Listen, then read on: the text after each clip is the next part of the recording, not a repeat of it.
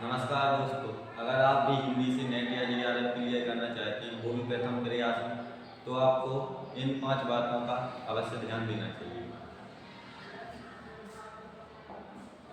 Paper first को कम से कम 2 से 3 घंटे प्रतिदिन समय देना चाहिए, क्योंकि जो प्रथम प्रश्न पत्र होता है, जो 50 क्वेश्चन आते हैं इसमें, वो 100 नंबर का होता है।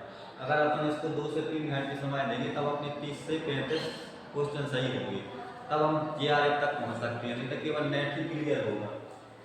पेपर सेकंड जो हिंदी का मूल विषय का रहता है, इसमें 100 क्वेश्चन आते हैं, जो सीधे सीधे 200 नंबर के होते हैं। तो जो हिंदी साहित्य के विद्यार्थी हैं, उन लोगों के लिए बता दूं कि अगर हिंदी हम लोग शुरू से पढ़ते रहते, तो इस पर तो कमांड बहुत सारी रहती है, तो इसको भी फिर भी कमांड होने के बाद भी 6 से 7 घंटे डेली प्रतिदिन पढ़ना चाहिए। जो पढ़ लिया है उसको रिवीजन बार बार करना चाहिए, ताकि भूल ना सके। तीसरी बात, प्रतिदिन हमें पीवाईक्यू जरूर लगाना चाहिए।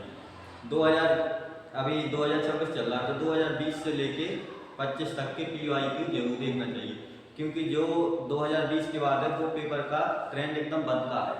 तो इन पीवाईक्यू से हमें ये पता चलता है किस टॉपिक से प्रश्न पूछे जा रहे हैं, किस टॉपिक से नहीं पूछे जा रहे हैं, किस टॉपिक पे हमें ज़्यादा ध्यान देना चाहिए और किसको हमें छोड़ देना चाहिए। चौथी बात, हमें डेली टेस्ट जरूर लगाना चाहिए।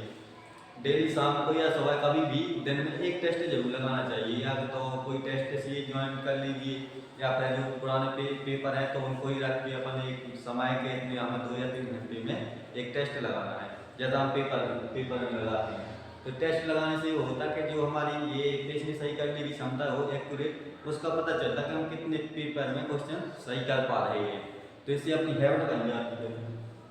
पांचवी बात जो सबसे महत्वपूर्ण है, जो भी सिलेबस में शामिल है, कहानी, नाटक, उपन्यास और निबंध वगैरह, तो इनकी जो मूल पुस्तकें हैं इनसे जरूर पढ़ना चाहिए, क्योंकि आजकल जो क्वेश्चन है यूजीसी का ट्रेंड, तो वो बहुत गहराई से मतलब अंदर से पूछने लगे। जब तक अपन उसका पूरा टेस्ट नहीं पढ़ेंगे, तो हमें ये पता नहीं चलेगा कि ये पात्र या ये लाइन किस उसमें उपन्यास में या कहानी में या नाटक में लिखी गई।